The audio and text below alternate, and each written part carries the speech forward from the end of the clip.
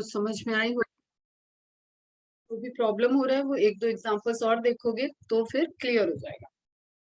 अभी आपको बस लास्ट में जो आपको एग्जांपल्स दिए हुए थे ये आप नोट डाउन करना, हाईलाइट करके रखना।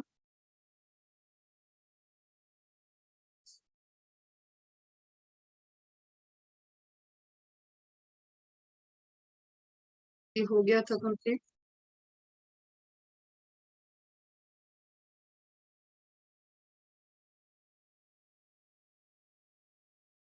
ये चल रहा था ना लास्ट में, यहीं पे थी कल।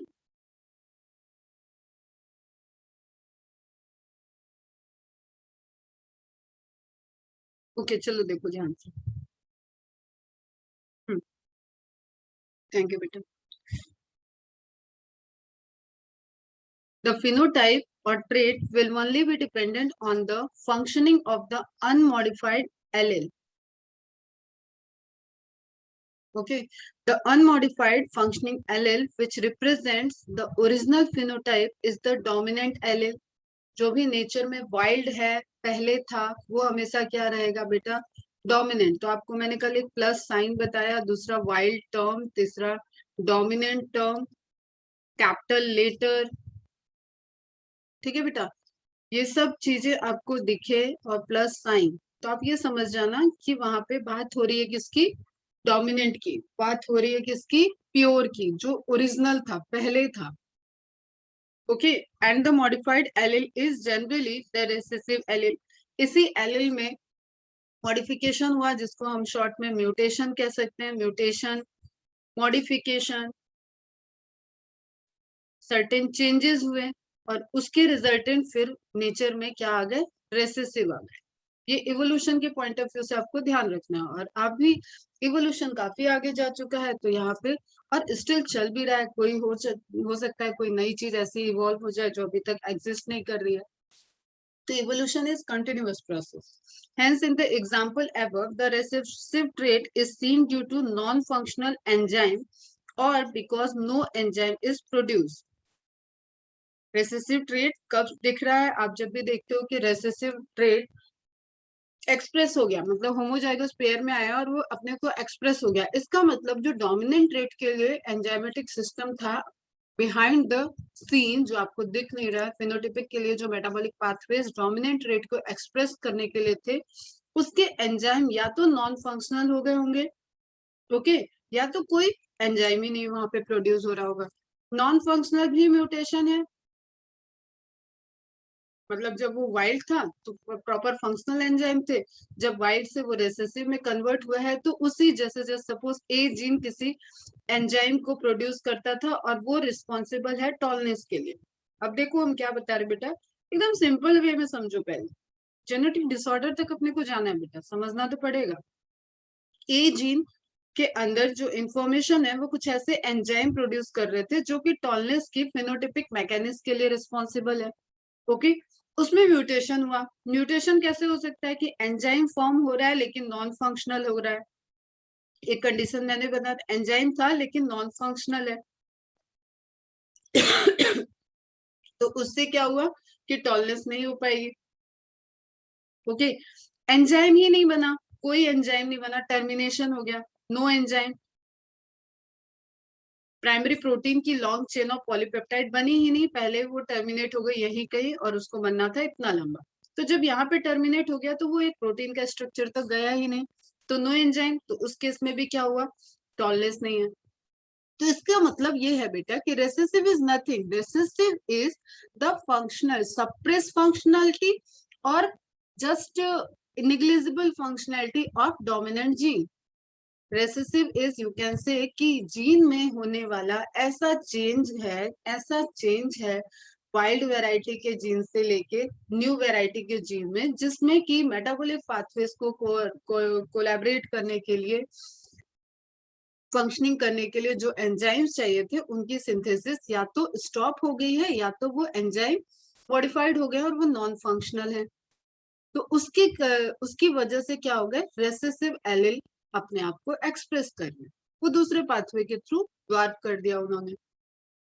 कुछ बात समझ में आई?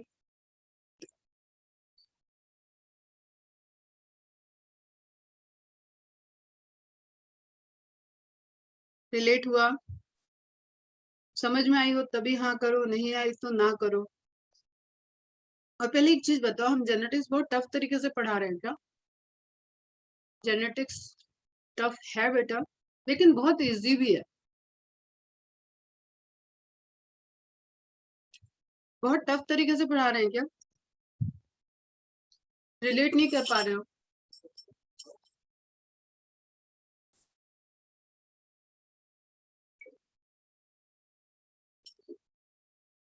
कंफ्यूजिंग हो रहा है?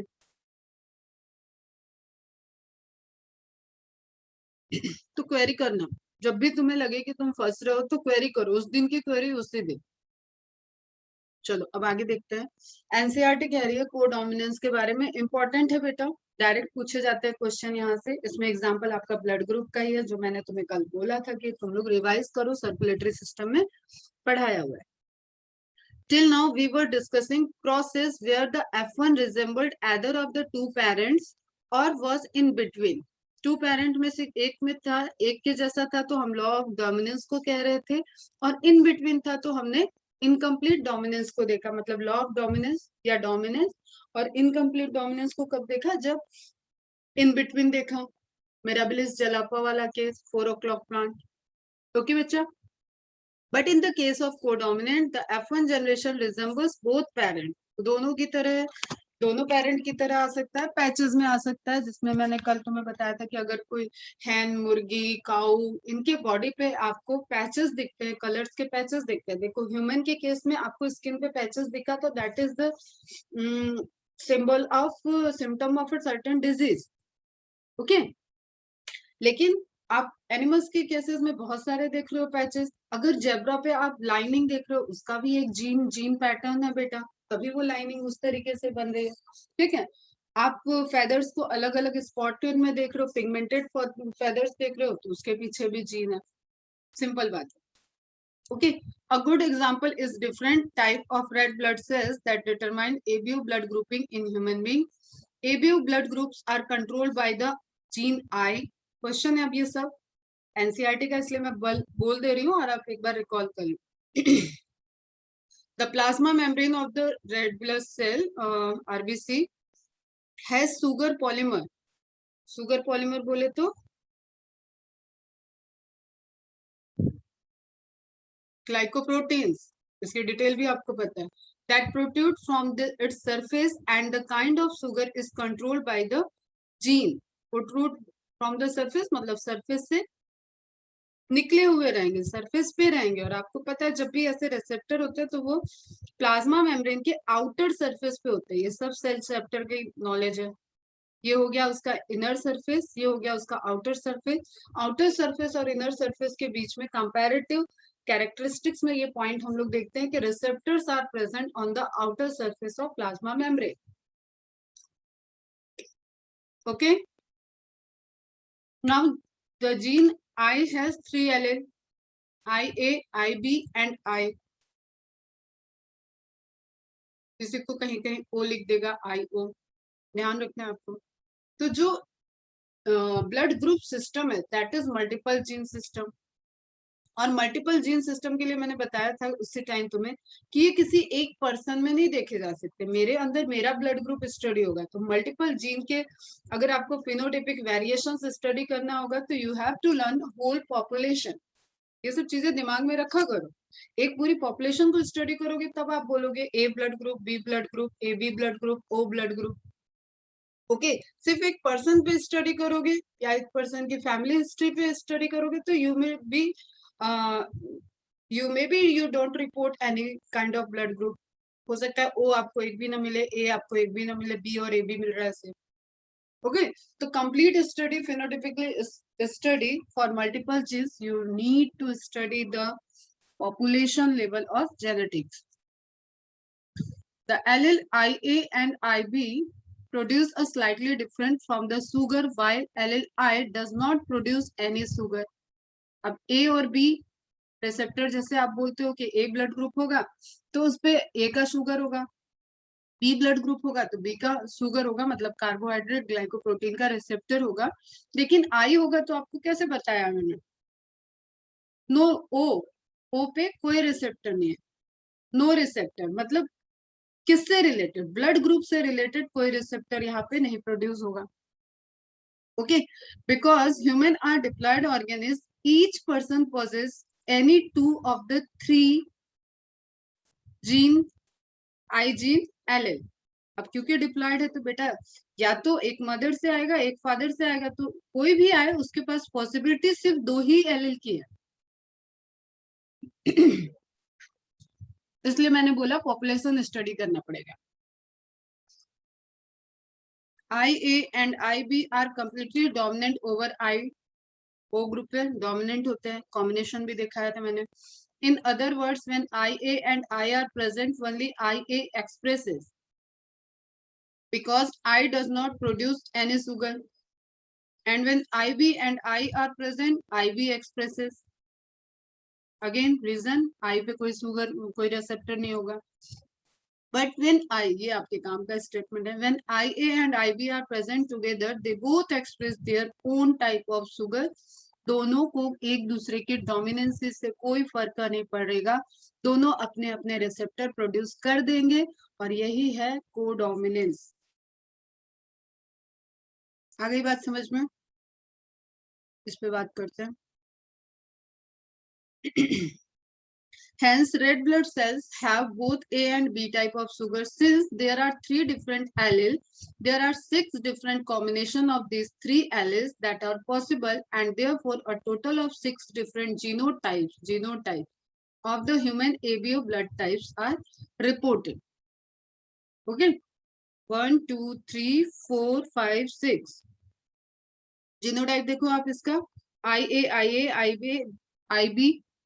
ए ओ के साथ ए के सारे कॉम्बिनेशन, ये सब मैंने बनवाया हुआ है बेटा, बना हुआ है ना कॉपी में। ए की पॉसिबिलिटी किसके साथ है, आई ए के साथ, आई बी के साथ, आई ओ के साथ, या उसी को आई रिप्रेजेंट करते हैं। 3 पॉसिबिलिटी है तो 3 यहां से निकल गए। आई बी की पॉसिबिलिटी क्या है, सेम वे में आई ए के साथ, आई बी के साथ, आई के साथ। समझ रहे हो ना? इसको मैंने कांस्टेंट कर दिया। ये एक पेरेंट से आया हुआ कांस्टेंट हो गया कि आई ए मेल पेरेंट से आया है, तो फीमेल से आने की क्या पॉसिबिलिटी है, या तो आई बी ए आएगा, या तो आई बी आएगा, या तो आई आएगा। आई बी मेल से आया हुआ है तो फीमेल से आने की पॉसिबिलिटी क्या है, आई ए आई बी आई। तो कॉम्बिनेशन आपको दिख रहा है A B A I. Then I B के साथ आप देखो तो फिर से I A B I B B and I B I and I. ये आपका जो रिपीट हो रहा है ना, इसको 6 में काउंट नहीं करेंगे, ये वाला आएगा 6। आई ए बी देखो आपको रिपीट हो रहा है ना बेटा, दिस इज रिपीटेड, और ये फिनोटिपिकली रिपीटेड है, लेकिन इनका जीनोटाइप अलग अलग है, इन दोनों का जीनोटाइप अलग है, इन दोनों का जीनोटाइप अलग है। समझ रहे हो कहानी?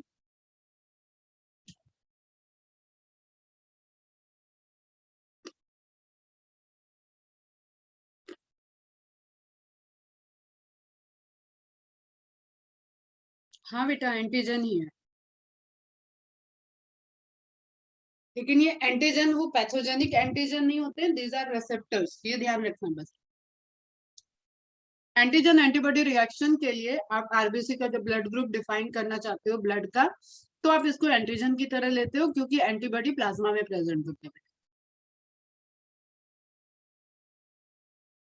ओके, तो आपको ओ वाले में दिख रहा है, this is pure homozygous recessive.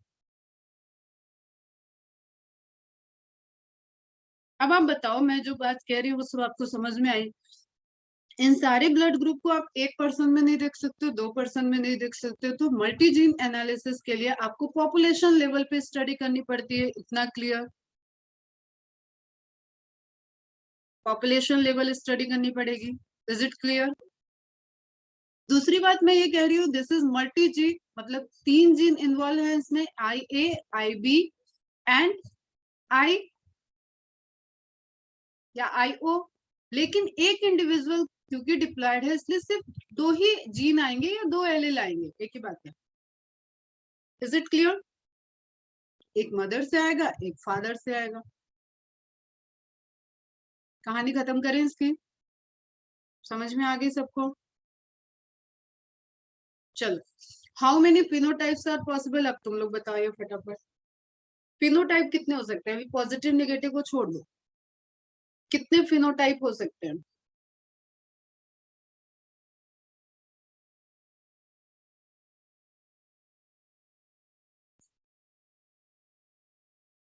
A B और ओ, पॉजिटिव नेगेटिव छोड़ दो तो 4 टाइप के। पॉजिटिव नेगेटिव लोगे तो RH फैक्टर वाले जीन को भी पढ़ना पड़ेगा। ओके, तो कितने टाइप के हो जाएंगे? 4 positive 4 negative. Do you realize that the example of ABO blood grouping also provides a good example of multiple allele? Realize नहीं होगा तो पिटोगे नहीं। Realize हो गया ना, बताया ना मैंने। क्यों? क्योंकि we are diploid,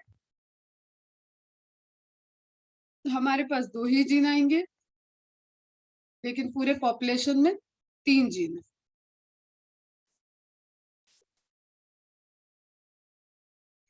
Here you can see that there are more than 2, that is 3 allele governing the same character.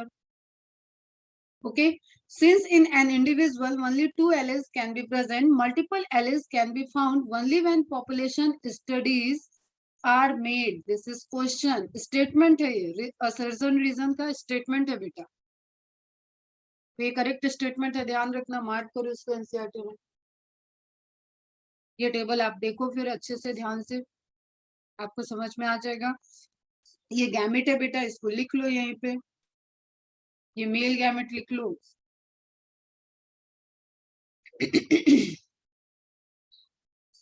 ये फीमेल गैमेट लिख लो, ये जाइगोट लिख लो, या उसके पूरी ब्लड सेल्स लिख लो। देखो बनता तो शुरू में तो यही कहानी चल रही है ना, male gamete female gamete zygote, zygote के अंदर जो आ गया वो तो अब माइटोसिस से हर सेल में पहुंच ही जाएगा। ओके बच्चा। Occasionally, a single gene product may produce more than one effect.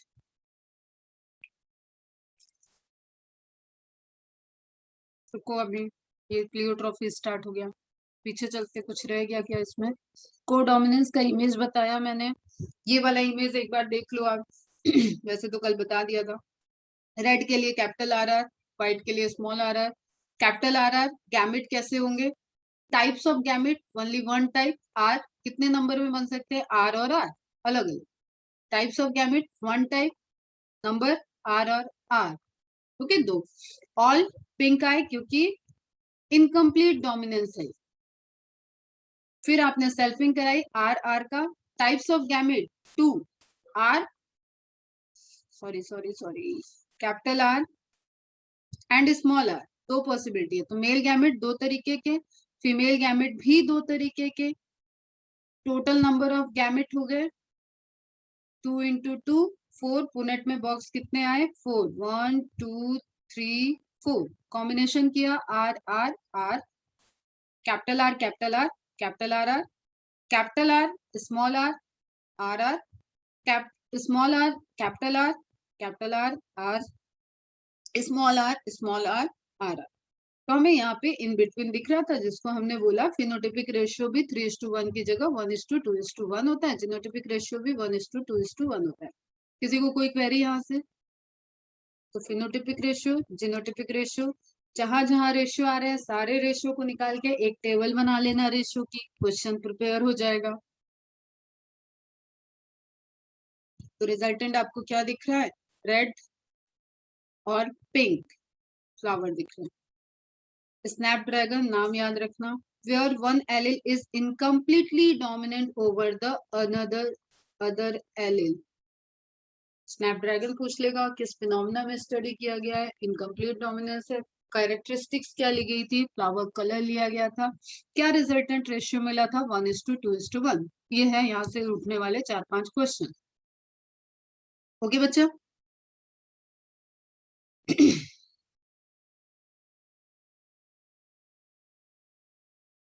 Population study मतलब जैसे अगर हम बोले कि तुम्हारे घर में क्या ब्लड ग्रुप है, तो तुम कुछ रिस्ट्रिक्टेड हो, तुम्हारा ब्लड ग्रुप क्या है, तो that is always 2 allele dependent. जो मदर फादर से आया होगा उसके कॉम्बिनेशन से रिजल्टेंट जो आपके अंदर ब्लड ग्रुप दिख रहा है, this is your blood group.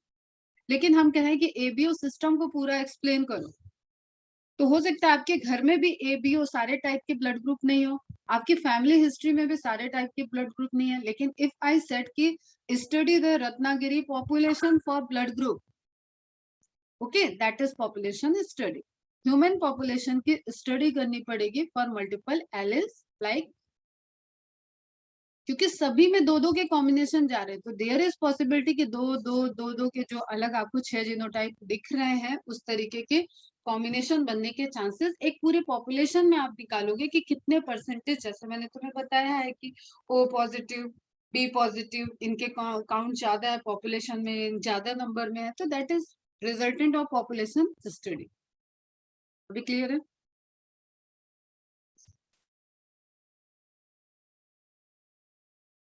Elam, Faria, Kashmira, Manali, Ninaz, Shwet, Vidula, Yash. Is it clear?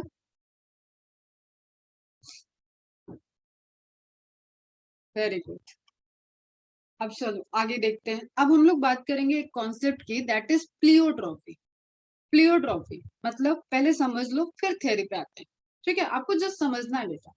कहानी देखो, सेंट्रल डॉगमा ही चल रही है हर जगह। सेंट्रल डॉगमा ये कहती है कि डीएनए से डीएनए का बनना होता है replication. This is the simple needed whenever there is transcription takes place। Original DNA घर में बैठेगा, वो अपनी कॉपी बना के दे देगा कि उस पे इंफॉर्मेशन को प्रोसेस करो, जीन पे, पर्टिकुलर जीन का ट्रांसक्रिप्शन कर लो। तो ट्रांसक्रिप्शन करने से क्या होगा? एमआरएनए बनता है। एमआरएनए को ट्रांसलेशन करना पड़ेगा, क्योंकि एमआरएनए सेक्रेटरी थी, तो वो इंफॉर्मेशन लेके जा रही है राइबोसोम के साथ, टीआरएनए के साथ मिल के एंडोप्लाज्मिक रेटिकुलम पे एसोसिएशन बना के ट्रांसलेशन की प्रोसेस करेगी, और जो इंफॉर्मेशन डीएनए रेप्लिकेट करके अपनी कॉपी के साथ भिजवाए था, उस इंफॉर्मेशन को यहाँ प्रोटीन के फॉर्म में एक्सप्रेस कर देगी। अभी सुनो ध्यान से, दिस इज एक्सप्रेशन किस फॉर्म में? प्रोटीन के फॉर्म में। और ये सब प्राइमरी प्रोटीन होते हैं, इनका मॉडिफिकेशन, सिंथेसिस,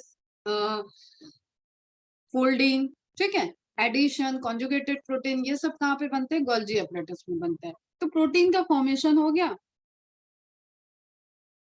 कश्मीरा बेटा क्या रिपीट करना था?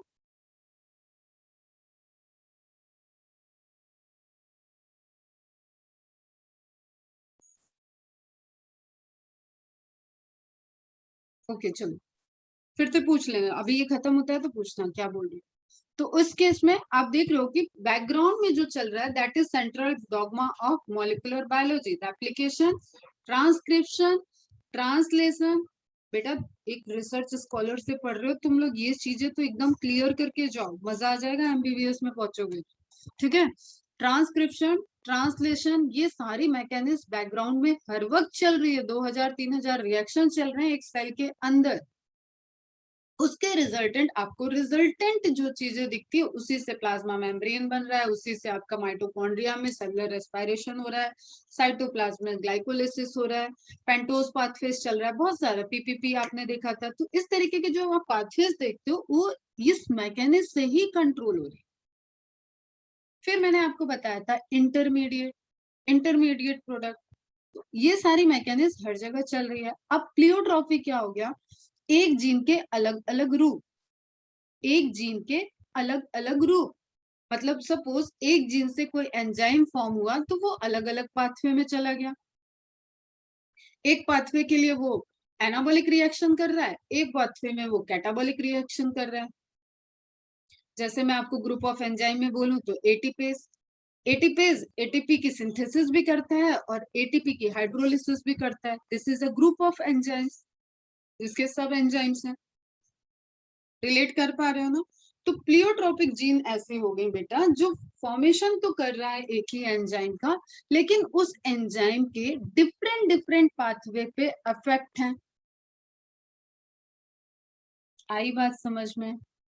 नहीं आई तो एक एग्जांपल सुनो अपने डेली रूटीन का, अपनी लाइफ ले लो।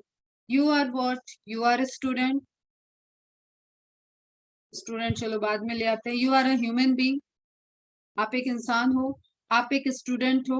इसके पहले और ले आते हैं, आप किसी के बेटी हो, किसी के सन हो, ठीक है, आप ह्यूमन बीइंग हो, आप डॉटर हो, आप सन हो, आप मेरे स्टूडेंट हो, आप अपने फ्रेंड्स के फ्रेंड्स भी हो, तो आप तो एक ही हो, यू आर ओनली वन।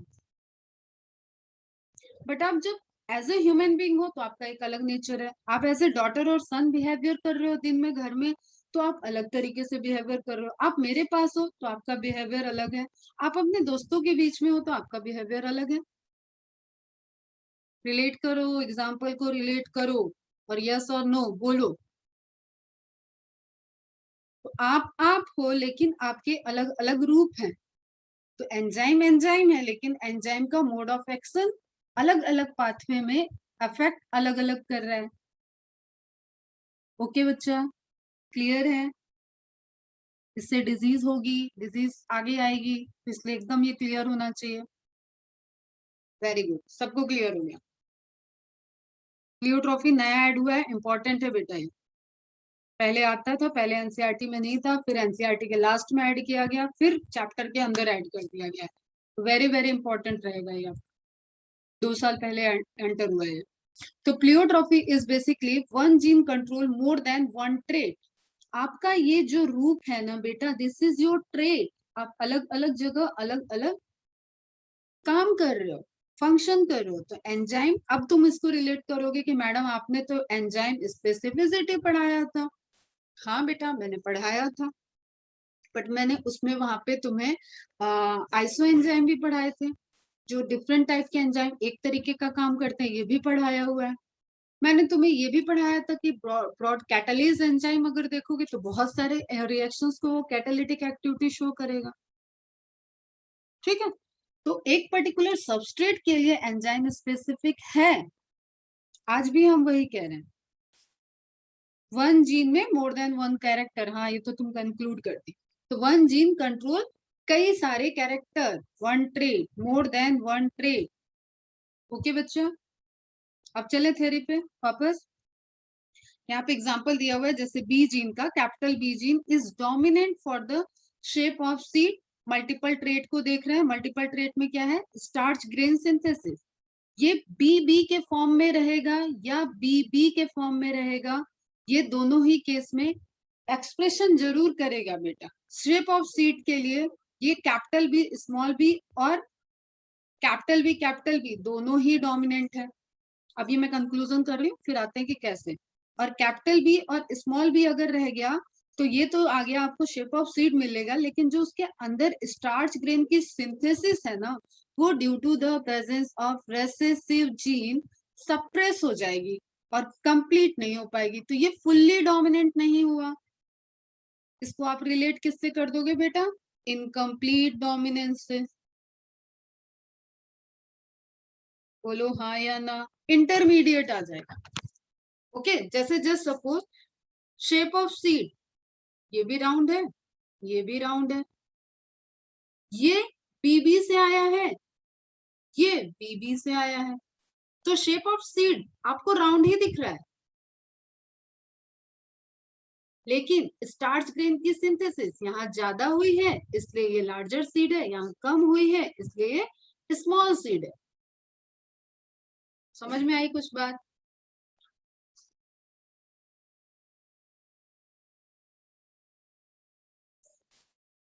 एक जीन कई सारे ट्रेट को कंट्रोल कर रहा है, ये हो गया प्लियोट्रॉपी। अब आते हैं एनसीईआरटी क्या कह रहा है वो समझ लेते हैं।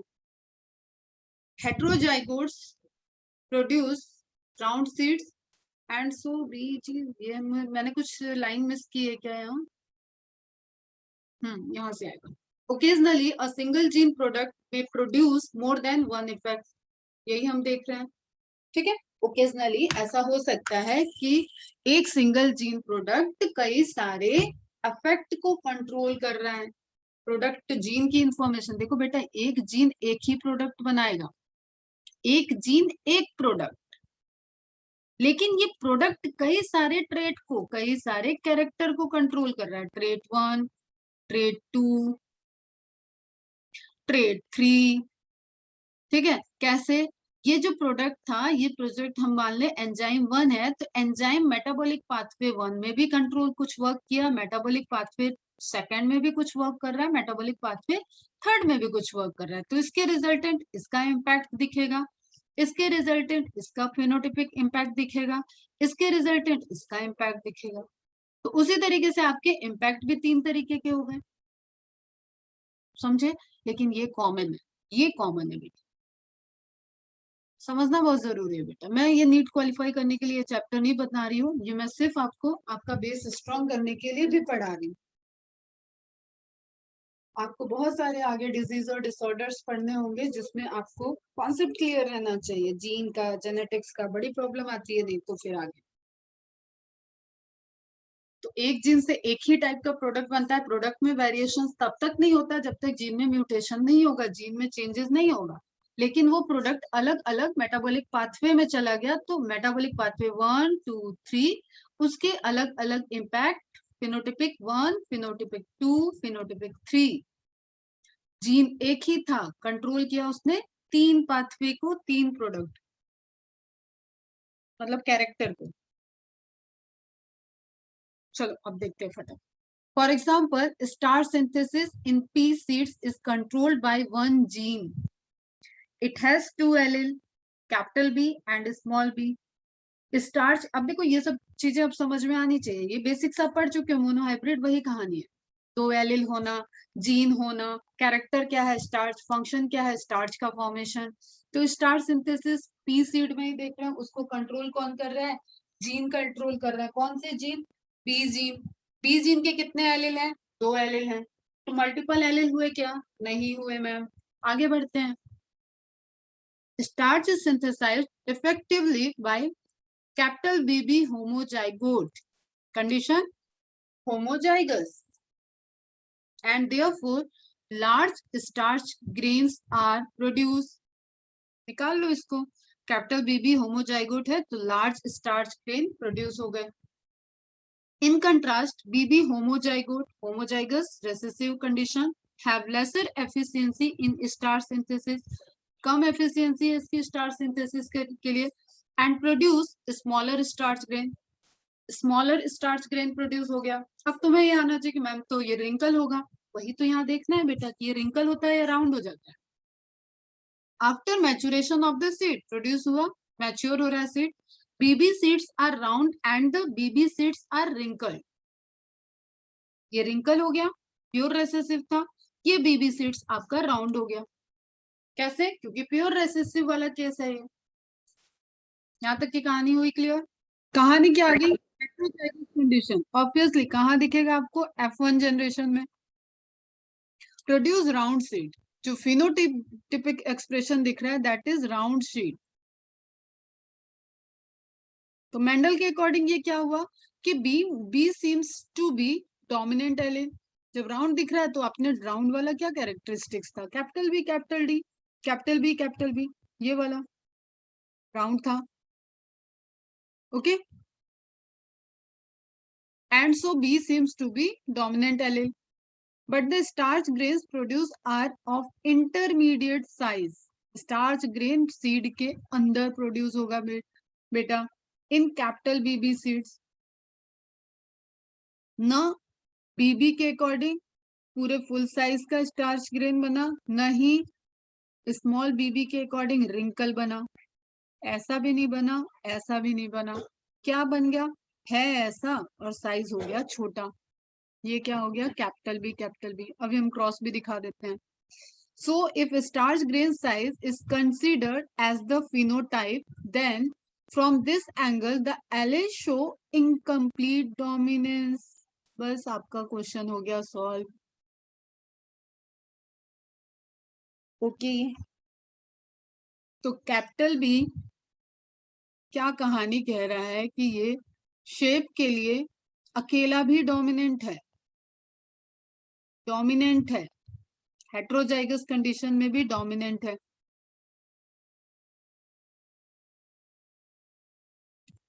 ओके। लेकिन कैपिटल बी हेट्रोजाइगस कंडीशन में साइज के लिए डोमिनेंट नहीं है, इनकम्प्लीट डोमिनेंस है।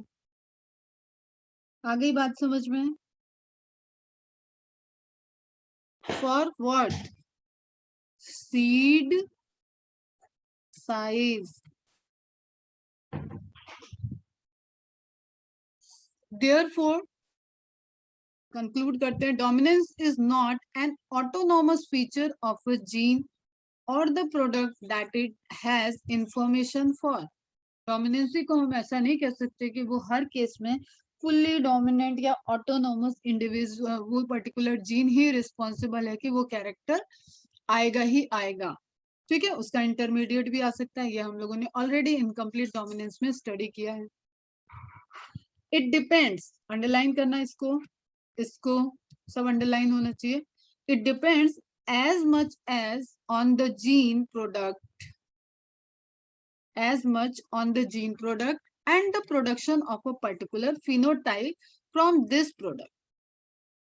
किस पे डिपेंड कर रहा है कि जीन प्रोडक्ट क्या है और उसके प्रोडक्ट के फॉर्मेशन के फंक्शनैलिटी क्या है, वो जीन कितना एक्टिव है, वो जीन कितना प्रोडक्ट को फॉर्म कर रहा है, उस जीन के इंफॉर्मेशन की कितनी बार ट्रांसक्रिप्शन हो रही है, कितने अमाउंट में एंजाइम सेल के अंदर प्रेजेंट है, and as it does on the particular phenotype that we choose to examine in case more than one phenotype is influenced by the same gene। तो you can say कि gene तो है, लेकिन इस gene का contribution क्या 100% हुआ, क्या 80% हुआ, क्या 60% हुआ, इस तरीके से आप डिस्टिंग्विश कर सकते हो कि उसमें वो कितना एक्टिव था, कितनी साइकिल चली, कितने मेटाबॉलिक पाथवेज हुए।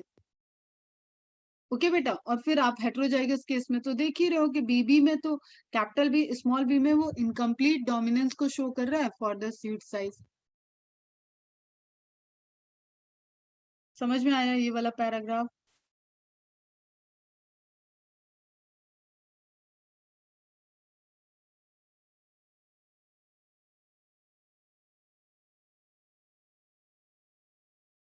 अब हर चीज का आपको क्रॉस दिखा रहे हैं हम, क्रॉस को देखो और समझो। समझ में आया बेटा?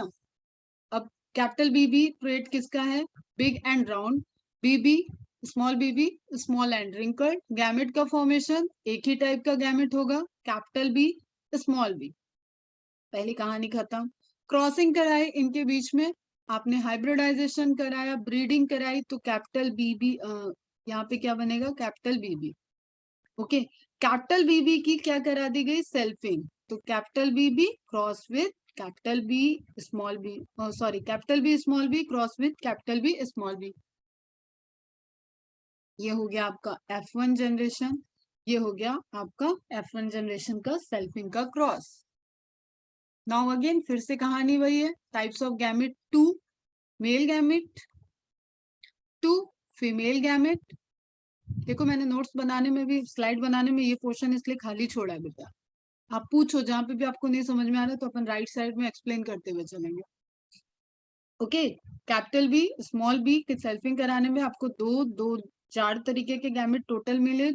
बॉक्स हो गए 2 into 2 4, बिना बॉक्स बनाए आप इस तरीके से भी क्रॉस करके देखोगे तो B B capital B small B capital B small B B B, same उसी तरीके से 1:2:1 का रेशियो आ गया।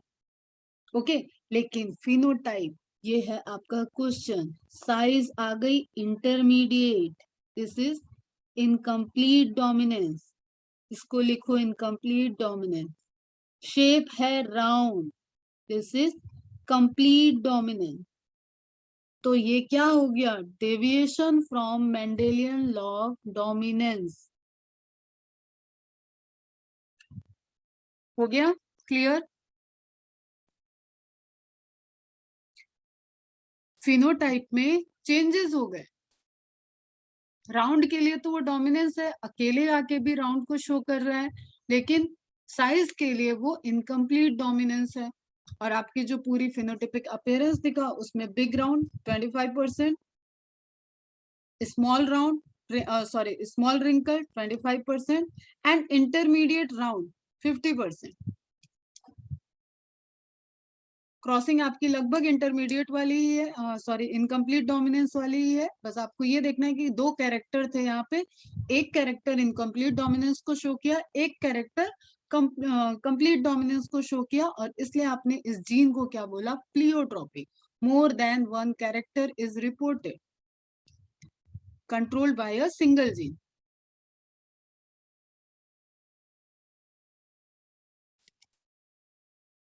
Okay.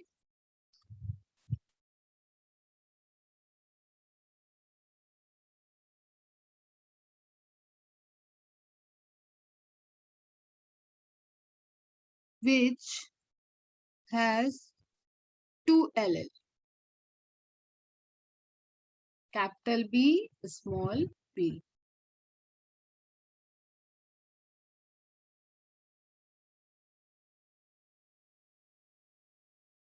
कैपिटल बी बी और वन राउंड बी बी और one small round B B. नहीं बेटा, साइज में स्मॉल भी नहीं रहेगा, इंटरमीडिएट है वो, ना बिग है ना स्मॉल है। Capital B B capital B और स्मॉल बी से आपको रिजल्टेंट क्या मिला है, इंटरमीडिएट साइज। आप ऐसे बनाओ, इमेज बना लिया करो तुरंत तुम लोग, ये इतना बड़ा है, ये इतना बड़ा है, और ये रिंकल है, ये छोटा है, रिंकल है, ठीक है। और ये कैसा हो गया, छोटा है लेकिन राउंड है। कलर चेंज कर देते हैं हम एक बार फिर से। ये कैपिटल बी का अपीयरेंस है, ये कैपिटल बी और स्मॉल बी का अपीयरेंस है, ये स्मॉल बी का अपीयरेंस है। तो कैरेक्टर साइज इसके बीच का आया और शेप इसका पूरा का पूरा आ गया। चलो क्लियर है, आगे बढ़ते हैं। अब इससे रिलेटेड आपको कुछ एनसीईआरटी के पॉइंट और कुछ डिजीज जो एनसीईआरटी में मेंशन है बेटा वो देखनी है। Pleiotropy. We have so far seen the effect of a wind.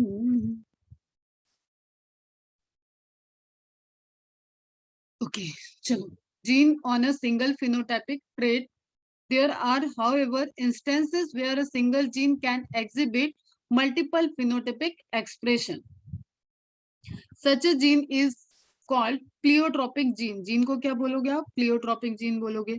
The underlying mechanism of pleiotropy in most cases is the question effect of a gene on metabolic pathways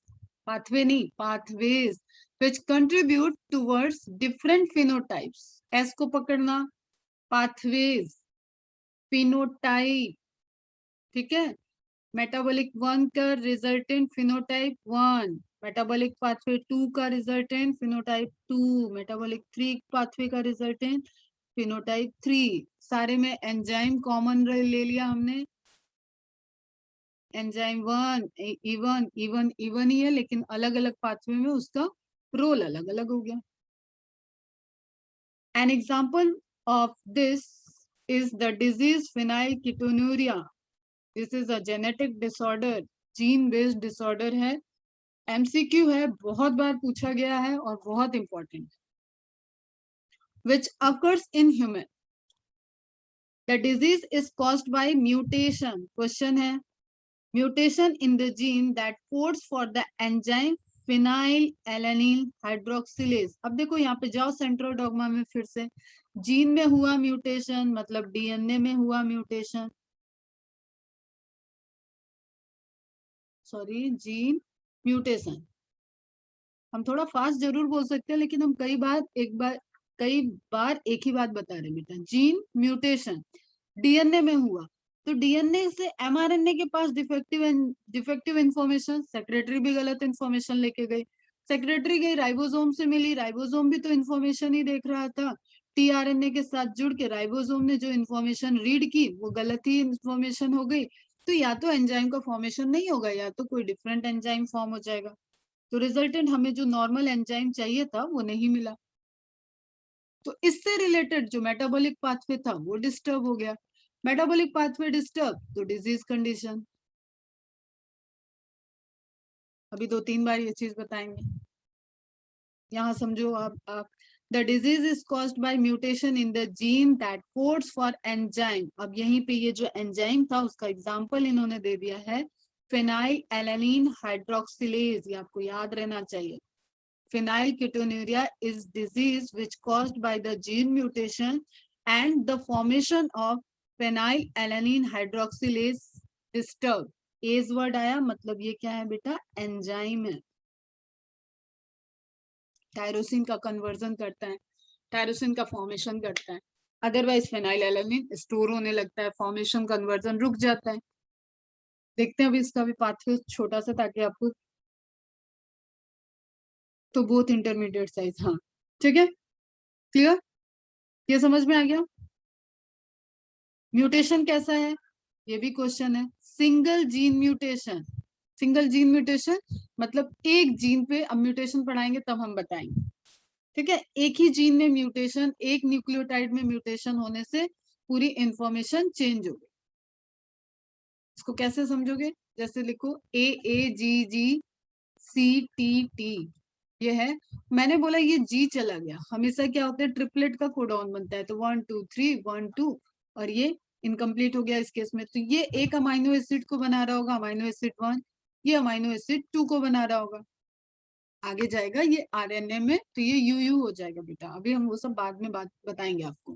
तो अभी simple ये समझना, अब हमने कहा जी को हमने हटा दिया, तो जी को हटा के या तो दूसरा आ जाए, ठीक है, दूसरा नहीं आया और ये शिफ्ट हो गया, तो ये कोडॉन देखो क्या बन जाएगा, एक जी को हटा दे तो, क्योंकि मैंने दो कंटिन्यूएशन में जी लिख दिया तो AAG आ गया, तो इसके फॉर्मेशन में तो कोई फर्क नहीं पड़ेगा। लेकिन अगला वाला कोड क्या बन गया, CTT, जो कि पहले क्या था, GCT, समझे। तो ये अमाइनो एसिड 1 ही रहेगा, ये अमाइनो एसिड 2 नहीं प्रोड्यूस करेगा, ये कुछ और ही प्रोड्यूस करेगा। बस रिलेट करो, सब पढ़ना है, 1 बाय 1 पढ़ेंगे। जेनेटिक डिसऑर्डर, पॉइंट म्यूटेशन कैसे होता है, फ्रेम शिफ्ट मॉडल क्या होता है, सब पढ़ेंगे। तो सिंगल जीन म्यूटेशन होने से एंजाइम के फॉर्मेशन में चेंज आ गया। This manifest itself through phenotypic expression characterized by, देखो क्या क्या अफेक्ट कर देगा, मेंटल रिटार्डेशन, ब्रेन पे इफेक्ट किया, and a reduction in hair, hair के काउंट कम हो गए, एंड स्किन पिगमेंटेशन, स्किन कैसी हो गई, पिगमेंटेड हो गई, मेलानिन का प्रोडक्शन बंद हो जाएगा, क्लियर, व्हाइट अपीयरेंस हो जाएगा। आई बात समझ में बेटा जी, कुछ तो बताओ। तो एक जीन था, उसके डिसरप्शन से एक एंजाइम का प्रोडक्शन नहीं हुआ, और उस एंजाइम के मल्टीपल टारगेट साइट थे, मल्टीपल तरीके से वो अफेक्ट कर रहा था, तो फाइनली आपका क्या दिखा वहां पे, आपको एल्बिनिज की कंडीशन भी दिख रही है। एल्बिनिज इज रिलेटेड टू डिजीज जिसमें स्किन पूरी की तरीके से एकदम लाइट कलर की हो जाती है, हेयर लाइट कलर के हो जाते हैं, पिगमेंटेशन खत्म हो जाता है, रिडक्शन ऑफ हेयर, हेयर का लॉस हो गया, एंड मेंटल रिटार्डेशन, ब्रेन सही से काम नहीं कर रहा है। तो आप ये तीन उसके फिनोटिपिक इफेक्ट देख लिया आपने, इसको करो आप शॉर्टलिस्ट। प्लियोट्रोपिक जीन, फिर से हम बोल रहे हैं, मल्टीपल फिनोटिपिक एक्सप्रेशन को कंट्रोल करने वाला प्रोडक्ट सिंगल जीन से प्रोड्यूस हो रहा है, सिंगल जीन में अफेक्ट हुआ तो सिंगल जीन म्यूटेशन बोले। Effect of a gene on metabolic pathways of different phenotypic expression, ठीक है। इस डिजीज से जो सिम्टम दिखेंगे वो मेंटल सिम्टम्स भी दिख रहे हैं, हेयर की ग्रोथ पे भी सिम्टम्स दिख रहे हैं, और स्किन के पिगमेंटेशन पे भी दिख रहा है। तो मल्टीपल ट्रेट हो गए, 3 ट्रेट तो आपको यही दिख गए, ओके। अब आपको कुछ चीज हम और पढ़ाते हैं, यहाँ पे समझो इसको। Phenylketonuria, it is a disease, PKU पूछता है, ठीक है। इसमें नॉर्मली क्या होता है, फिनाइल एनालिन कन्वर्ट होता है टायरोसिन में with the help of PAH enzyme, phenyl aniline hydroxylase, यहाँ पे दिया हुआ है, इसको भी, ये भी है आपका क्वेश्चन है। अब ड्यू टू द डिफेक्ट, और एक इंफॉर्मेशन और ध्यान रखना, ये प्रेजेंट कहाँ है, क्रोमोसोम 12 पे, हमारे बॉडी का जो क्रोमोसोम नंबर 12 है, जो सेल के अंदर, उस क्रोमोसोम पे इस तरीके से इस लोकस पे प्रेजेंट है PAH जीन। तो you can see PAH gene के अंदर भी बहुत सारे छोटे छोटे फंक्शनल जीन है बेटा, पढ़ाएंगे हम ये सब कि ये क्या होते हैं, ओके। तो जैसे हमने लोकस बताया, तो ये उसका लोकेशन हो गया, क्रोमोसोम उसका एड्रेस हो गया, ये बिल्डिंग हो गई, और बिल्डिंग के अंदर ये उसका फ्लैट हो गया। बहुत इजी वे में समझो, कुछ आपको तामझाम नहीं करना है। ओके, फिर हम जब डिसऑर्डर पढ़ाएंगे तो हम बताएंगे ऑटोसोमल रिसेसिव इनहेरिटेंस क्या होता है, रिसेसिव जीन पे हो और ऑटोसोमल क्रोमोसोम पे हो। आपको पता है सेक्स क्रोमोसोम और ऑटोसोमल क्रोमोसोम होते हैं, तो अभी इस पे मत जाओ। तो टायरोसिन का जो फॉर्मेशन हो रहा था, ये फॉर्मेशन डिस्टर्ब हो गया। फिर से अब देखो, जैसे कल एक पाथवे बताया था स्टार सिंथेसिस का, एमाइलोज और एमाइलोपेक्टिन का, फिर से एक पाथवे देखो आप। ठीक है, फेनाइल एलेनिन नॉर्मल केस में टायरोसिन में कन्वर्ट हो जा रहा था, बॉडी में कोई प्रॉब्लम नहीं, सारी मेटाबॉलिज्म अच्छे से चल रही है, टायरोसिन अपने पाथवेज में कंट्रीब्यूट हो रहा है। लेकिन just because of mutation pH में फॉर्मेशन नहीं हो रहा है, तो दूसरा क्या हो रहा है, फेनाइल पायरुविक एसिड फॉर्म होने लगा और फेनाइल लैक्टिक एसिड और फेनाइल एसिटिक एसिड में वो ब्रेक डाउन हो गया। कुछ भी कर लो, इसको आप सिंपल समझ लो, फिनाइल एलेनिन का डिपोजिशन होने लगा बॉडी में। क्यों? क्योंकि टायरोसिन का फॉर्मेशन रुक गया है। तो कन्वर्जन रुक गया है, तो केमिकल है, या तो डिपॉजिट होंगे या तो अदर फॉर्म में अपने को कन्वर्ट करेंगे। तो नॉर्मल फिनाइल का रेंज क्या है, 30 × 90 माइक्रोमोल पर लीटर। जैसे आप रिपोर्ट्स देखे थे ना ह्यूमन फिजियोलॉजी में, कभी कभी हम लोग रिपोर्ट्स की स्टडी किए थे, तो रेंज आ गया कि नॉर्मल रेंज ये है, लेकिन डिजीज कंडीशन है, फिनाइल केटोन्यूरिया डिजीज है, तो उस रेंज में क्या मिल रहा है आपको, कितने टाइम्स बढ़ा हुआ दिख रहा है, 1200 माइक्रोमोल पर लीटर अमाउंट दिख रहा है, और ग्रेटर, इससे ज्यादा भी बढ़ सकता है when it is untreated, because every time when DNA got replicated, DNA replicate होगा तो डीएनए डैमेज, डीएनए जो म्यूटेटेड हो चुका है उसकी कॉपी बनाता जाएगा, उसकी कॉपी बनाया तो फिर से ट्रांसक्रिप्शन, गलत ट्रांसक्रिप्शन, डैमेज ट्रांसक्रिप्शन, गलत इंफॉर्मेशन, ट्रांसलेशन और आगे पूरा एंजाइम आपका अफेक्ट हो गया उससे। ओके बच्चा, ये पाथ आपको समझ में आना, इस पाथ को कभी मत भूलो, this is the very basic path. Elevated level of blood and brain as a result of dysfunctional PAH enzymes. Extended periods of elevated phenylalanine can result in neurocognitive, अब इतना आप मत सोचो, बस आप ये समझ लो कि ब्रेन का डिसऑर्डर हो जाएगा। ओके, नॉर्मल रहता है ये, तो देखो नॉर्मल होता है तो क्या होता, नॉर्मल केस में टायरोसिन बन जाता, टायरोसिन डिफरेंट पाथवेज में चला जाता। ठीक है, इस केस में क्योंकि फिनाइल कीटोन्यूरिया डिजीज है, यहाँ पे टायरोसिन का फॉर्मेशन ही रुक गया, तो ये अलग आपका डिस्ट्रप्शन कर रहा है। अगर जस्ट सपोज इसका दूसरा लेवल देखो, डोपा के फॉर्मेशन के बाद डाईहाइड्रोक्सी फेनाइल एलेनिन, इस एंजाइम इस लेवल पे अगर ये डिफेक्ट कॉज करेगा तो ये एल्बिनिस को कॉज करेगा, क्योंकि डोपा से फिर आगे जो पाथवे चलता है वो डोपामीन के फॉर्मेशन और मेलानिन पिगमेंट के फॉर्मेशन में रोल प्ले करता है। मैंने एक बार आपको ऐसे इंट्रोडक्टरी और कई चीजों में बताया भी कि कई सारे पाथवे इंटर रिलेटेड होते हैं। तो यहाँ पे हुआ तो फिनाइल कीटोन्यूरिया डिजीज दिख गया, और क्योंकि ये प्रोसेस नहीं चल रही थी तो उसकी वजह से जो मेलानिन प्रोडक्शन था वो रुक गया है, इसके रिजल्टेंट आपको डिजीज दिख रही है एल्बिनिस। आपको एक बार मैंने बताया था कि मेरी जो पीएचडी है वो डिजीज नेटवर्क पे है, मतलब एक डिजीज और कितनी डिजीज से रिलेटेड हो सकती है, तो phenyl ketonuria is itself related to एल्बिनिस।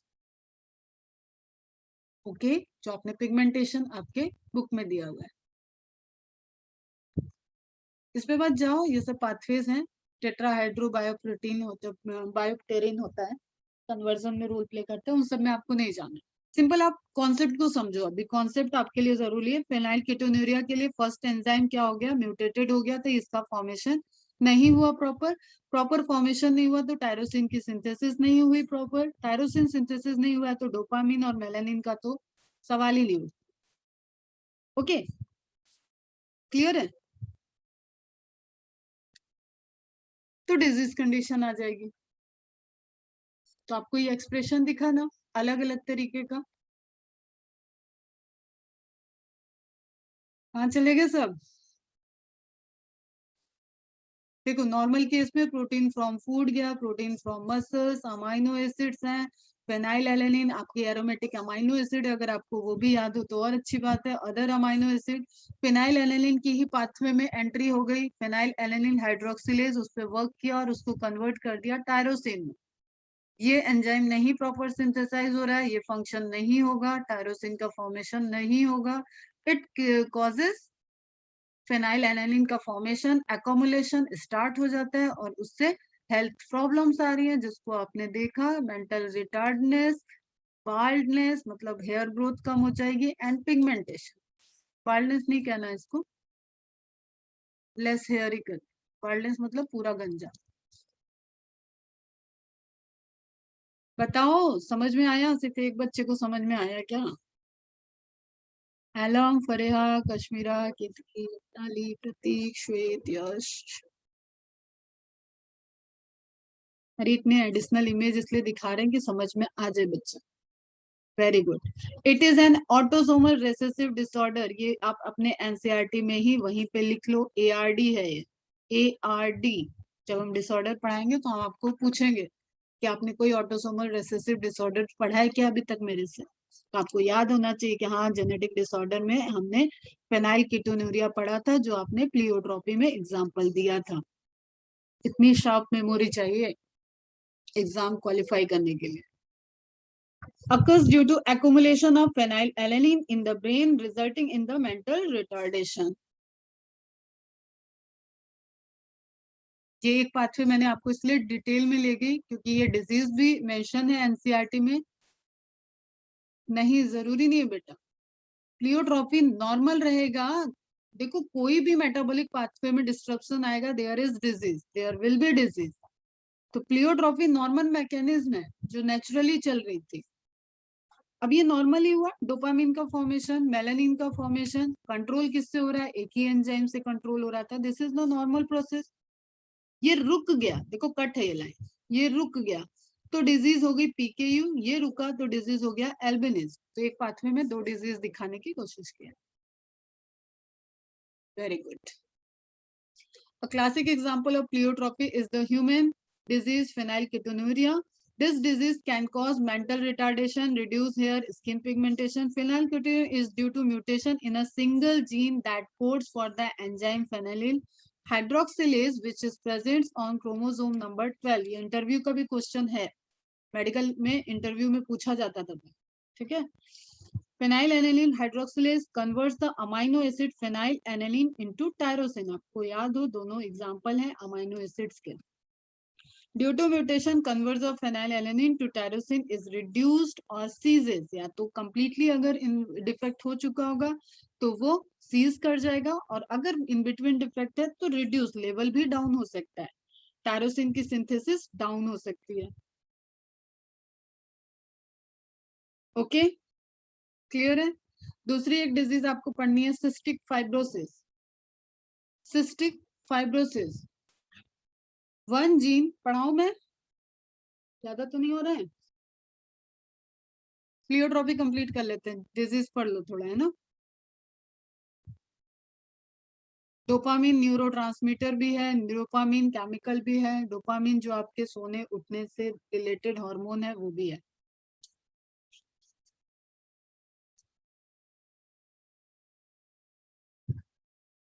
Cystic fibrosis second disease है, one gene codes for a defective protein in certain cell membranes causes multiple effect, multiple effect बेटा। तो क्या हो गया फिर से? आपका प्लियोट्रोपी हो गया और डिजीज ही पढ़ रहे हो आप, सिस्टिक फाइब्रोसिस मतलब जीन डिफेक्ट से कई सारे उसके ट्रेट अफेक्टेड हो गए। क्या क्या ट्रेट है? Thicker and stickier mucus membrane. अब मेरे प्यारे बच्चों, ह्यूमन फिजियोलॉजी खत्म कर रखी है तो आपको तुरंत क्लिक करना चाहिए कि म्यूकस मेम्ब्रेन अफेक्टेड हुई है, मतलब कहाँ का ऑर्गन डैमेज होगा। Okay, that results in poor nutrient absorption. किससे रिलेट करोगे इसको? किस ऑर्गन से रिलेट करोगे? रिप्लाई करो। क्रोनिक ब्रोंकाइटिस किससे रिलेट करोगे? रिप्लाई। रिकरेंट बैक्टीरियल इन्फेक्शन किससे रिलेट करोगे? रिप्लाई। म्यूकस लेयर याद होनी चाहिए, किससे रिलेटेड बातें चल रही है वो आपको समझ में आनी चाहिए। वर्ड को पकड़ो और आंसर करो। पका पकाया खाने की कोशिश कम किया करो, थोड़ा सा मेहनत भी किया करो, थोड़ा सा अपना ब्रेन चलाया करो तुम लोग। चलो बताओ, A is for what, B is for what, कुछ भी बताओ, मैं तो हुई ना सही करने के लिए, तो बताओ तो एटलीस्ट रिप्लाई करो। सब लंग्स, फूड के absorption, A is digestive system, तो डाइजेस्टिव सिस्टम में और क्लियर जाओ बेटा। एब्जॉर्प्शन ऑफ फूड कहाँ होता है, पहुंच तो रहे हो, और जाओ। Intestine, very good. B is chronic bronchitis, bronchitis is related to what, तुम ही लोग बताओगे। Bronchitis is related to what, bronchioles कहाँ पे पढ़ा हुआ है, आइटिस मीन्स इन्फ्लेमेशन, यस बेटा ब्रोंकाइटिस डिजीज भी पड़ी हुई है, तो रिलेटेड टू लंग्स कह ले, yes correct. Recurrent bacterial infection, bacterial का फ्लोरा कहाँ, फौना कहाँ है बॉडी में, बॉडी के अंदर, हेल्दी बैक्टीरिया कहाँ है, या इन्फेक्शन कहाँ से हो सकता है, बैक्टीरियल इन्फेक्शन कहाँ से एंटर कर सकता है, large intestine, anal, rectum portion से, ठीक है। वहां पे आपका जो आप देख रहे थे ना कि जो लास्ट पोर्शन है वहां पे मैंने बताया था, यहाँ पे हेल्दी माइक्रोब्स भी हैं। ओके, तो इसका मतलब कुल मिला के अगर मैं इसको कंक्लूड करना चाहूँ तो there is a track system, tube है बॉडी में, डक्ट है जिसके पास म्यूकस की लाइनिंग थी, सबको याद आ गया होगा। स्टमक में म्यूकस है, एसोफेगस में म्यूकस है, लार्ज इंटेस्टाइन में म्यूकस है, स्मॉल इंटेस्टाइन में म्यूकस है, क्लियर। फिर डाइजेस्टिव सिस्टम की बात हो गई है, फिर आप लंग्स में आओ तो ट्रैकिया में म्यूकस है, रेस्पिरेटरी कंडक्टिंग पाथवे जहां तक था वहां म्यूकस है। अब एल्वोलाई पे म्यूकस हो सकता है क्या, एल्वोलाई पे म्यूकस नहीं होगा बेटा, वहां तो ट्रांसफर होना है, गैसेस एक्सचेंज होना है, कंडक्टिंग पाथवे तक म्यूकस था। अस्थमा के डिसऑर्डर में भी हमने म्यूकस की लाइनिंग पढ़ी थी। ओके, आ जाओ वापस। अब सिस्टिक फाइब्रोसिस जेनेटिक डिसऑर्डर है, पहला क्वेश्चन यही है। And inherited life threatening disorder, why बेटा लाइफ थ्रेटनिंग, ये कहां से हो गया, क्या स्टमक से हुआ या लंग से हुआ, प्रायोरिटी किसको दोगे बताओ। Which system is more vital, respiratory system और digestive system, lungs, very good, ठीक है। रेस्पिरेटरी डिसऑर्डर, जैसे ही थिकनिंग बढ़ेगी बेटा कंडक्शन में प्रॉब्लम आएगा, एयर प्रॉपर नहीं पहुंचेगा, तो लाइफ थ्रेटनिंग डिसऑर्डर है ये। That damages the lungs and digestive system, tracheal system, tract system को डैमेज कर रहा है by the formation of mucus secretion, thick, mucus layer को थिक कर दिया। Okay, cystic fibrosis affects the cells that produces mucus, sweat and digestive juices. Sweat glands को affect कर रहा है, म्यूकस को अफेक्ट कर रहा है, पैंक्रियाटिक जूस वो भी आपका पैंक्रियाटिक डक्ट के साथ आ रहा था, हिपेटो पैंक्रियाटिक डक्ट, तो इस सारी जगह पे वहां पे थिकनेस हो गई, तो डाइजेस्टिव जूसेस की सप्लाई में भी अफेक्ट कर दिया। It causes this fluids to become thick and sticky, thick है और स्टिकी है तो कुछ मूव ही नहीं कर पाएगा, उसी पे स्टिक हो गया बेटा। मतलब कुछ, मतलब आप रिड्यूस से समझो, एकदम से डिसऑर्डर होके अगर जेनेटिक डिसऑर्डर से तो तुरंत डेथ हो जाती है, ऐसा नहीं है। जेनेटिक डिसऑर्डर काफी टाइम के बाद दिखेगा, एक्सप्रेस होगा, देन धीरे धीरे धीरे धीरे उससे फंक्शनैलिटी डाउन होगी, फिर डेथ होती है। दे देन प्लग अप ट्यूब्स, ठीक है, डिपॉजिट होगा तो उसको ब्लॉक कर देगा।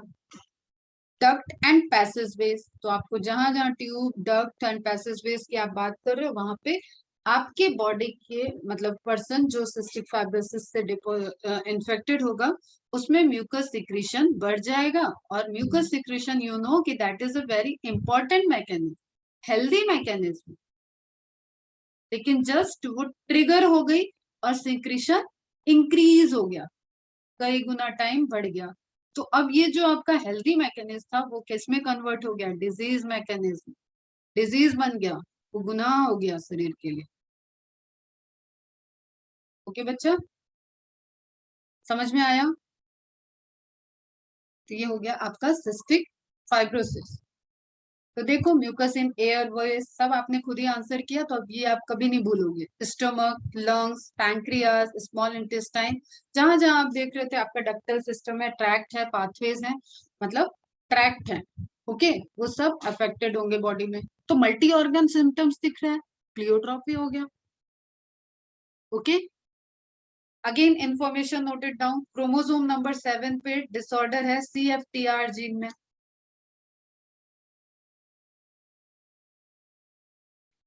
ओके।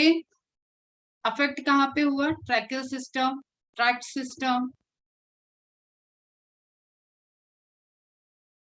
ठीक है। अब यहीं पे आप देखो तो पैंक्रियाटिक डक्ट पे अफेक्ट हुआ है, इंटेस्टाइन पे अफेक्ट होगा, mucus blocks air sacs alveoli in the lungs. Alveoli block होंगे तो बेटा फॉर्मेशन रुकेगा, पैंक्रियाटिक जूस का फॉर्मेशन इम्पेक्टेड होगा। Mucus blocks pancreatic duct, different location, cell को ही ट्रिगर कर दिया उसने, मोर म्यूकस का, म्यूकस सिंथेसिस करने वाली सेल से मोर म्यूकस का फॉर्मेशन हो गया। सीबम ग्लैंड पे सीबेसिस सेल पे इफेक्ट करेगा तो मोर सीबम का प्रोडक्शन होने लगेगा, मोर ऑयली होगा। अब देखो इस तरीके की चीजें आपको एमबीबीएस में पढ़नी होगी। आप एक डिजीज के अंदर भी जाके देखोगे कि कहाँ कहाँ पे ये मल्टीपल सिम्टम्स को मल्टीपल अफेक्ट कर रहे हैं। तो नेजल म्यूकोसा में दिख रहा है आपको, लंग्स में दिख रहा है, ठीक है, रेक्टल बायोप्सी दिख रही है, रेक्टम दिख रहा है। तो अलग अलग ये क्या होती है? ये हिस्टोलॉजी होती है बेटा, हिस्टोलॉजी। स्लाइड्स बना के उसकी स्टडी की जाएगी कि कितना अफेक्ट हुआ, क्या हुआ, ये सब आप लोग पढ़ोगे एमबीबीएस में।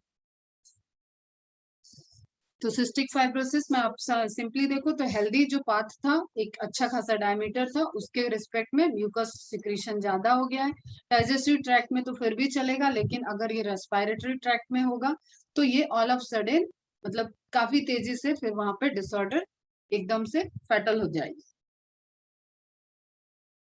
ओके।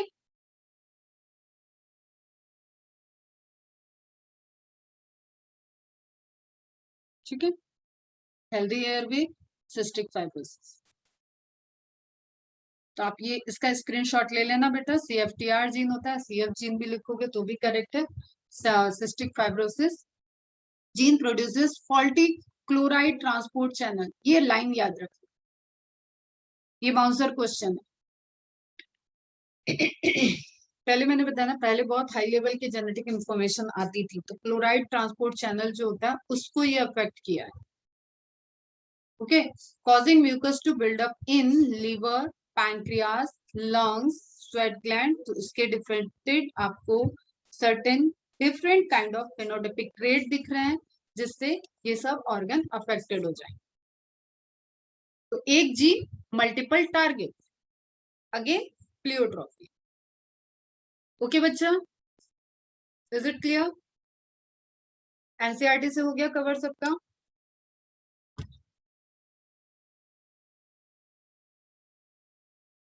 कोई क्वेरी यहाँ पे? Any query? मैंने आज क्या क्या पढ़ाया आपको? सिर्फ प्लियोट्रॉफी पढ़ाई। प्लियोट्रॉफी में आपको पहले जनरल बताया कि किस तरीके से जो आपके एनसीईआरटी में स्टार्च ग्रेन का एग्जांपल दिया हुआ है, सीड का एग्जांपल दिया हुआ है, वो देखा हमने। फिर डिजीज के पॉइंट ऑफ व्यू से हम लोग फेनाइलकेटोनुरिया और सिस्टिक फाइब्रोसिस को देखे। एक और आपका आगे आके कनेक्ट हो जाएगा जब आप जेनेटिक डिसऑर्डर पढ़ोगे, तो सिकल सेल एनीमिया आपको पढ़ना है। This is again pleiotropic effect, आप ये भी नोट डाउन कर लोगे यहाँ पे भी। One gene for a single amino acid, यहाँ पे भी सिंगल जीन म्यूटेशन होता है, is altered in the haemoglobin molecule. Haemoglobin molecule में अल्टरेशन करेगा, कैसे करेगा? Alpha beta, alpha 1, beta 1, beta 2, alpha 2, वो सब हम लोग सिस्टिक फाइबर जब sickle cell anaemia as a genetic disorder देखेंगे तब बात करेंगे। कॉजेज मल्टीपल इफेक्ट, यही तो हमारे काम की चीज है, एक gene multiple effect, that is pleiotropy. क्या क्या हो सकता है? ब्लड क्लॉटिंग हो सकती है, फिजिकल वीकनेस फील हो सकती है, पेन हो सकता है, ऑर्गन डैमेज हो सकते हैं, पैरालिसिस हो सकता है, लोअर ब्लड ऑक्सीजन लेवल हो सकता है, एंड ऑब्वियसली जब ये हो गया तो ब्रेन तो डैमेज हो जाए। तो कई सारे आपको सिम्टम्स अफेक्टेड दिख रहे हैं, एक साथ रिलेटेड दिख रहे हैं, just because of a single gene.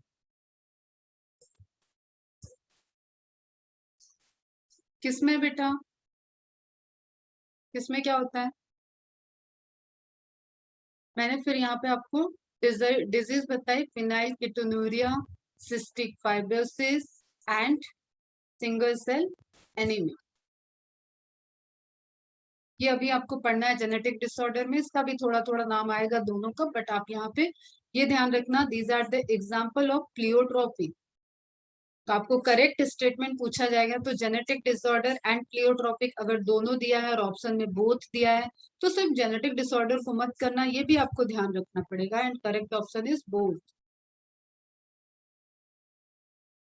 Pleiotropy में एग्जैक्टली क्या होता है? प्लियोट्रॉपी में कुछ नहीं, सिर्फ आपकी एक जीन से प्रोड्यूस होने वाला जो एंजाइम है वो कई डिफरेंट डिफरेंट ट्रेट को कंट्रोल कर रहा है और उस ट्रेट को कंट्रोल करने में अफेक्ट आ जाए। ठीक है, जैसे जस्ट सपोज ए जीन से प्रोड्यूस होने वाला एंजाइम है ए, और ए जा रहा है बी पाथवे में भी, सी पाथवे में भी और डी पाथवे में। तो ए जीन ने तो ए को ही प्रोड्यूस किया था, लेकिन इससे रिलेटेड 3 पाथवे थे। तो जब जब ये डिस्टर्ब होगा तो 3 पाथवे से रिलेटेड आपको डिस्टर्बेंस दिखेगी, and that are disease condition. Pleiotropic genetic disorder हो गया। और जब तक ये नॉर्मल है तो ये कंडीशन, ये तीनों पाथवे अपना आराम से चल रहे थे, कोई दिक्कत नहीं था। तो एक जीन मल्टीपल ट्रेट, प्लियोट्रॉपी, और this is very very important, आपके नेक्स्ट ईयर के लिए बड़ा इंपॉर्टेंट क्वेश्चन रहेगा। यहीं पे कर रहे हैं हम एंड, कल देखेंगे कुछ और कॉन्सेप्ट आगे के। आज टेस्ट तो तुम लोग अच्छे से देना, टू द पॉइंट लिखना, 1.5 घंटे के हिसाब से थोड़ा सा बड़ा पेपर लगेगा आपको, बट उतना कवर करने की आदत डाल। ओके, टू द पॉइंट लिखना, और कल फिजिकली सब लोग उसको सबमिट कर देना तो मैं उसको चेक करूंगी। जब एक जीन एक ट्रेट है तो उसको क्या बोलेंगे? उसको नॉर्मली बोलेंगे बेटा, कोई कंडीशन नहीं है, one gene one trait control.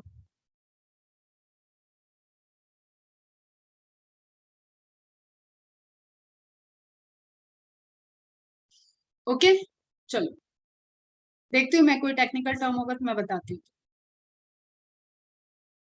चलो बेटा बाय, ऑल द बेस्ट, अच्छे से पेपर करके सबमिट करना।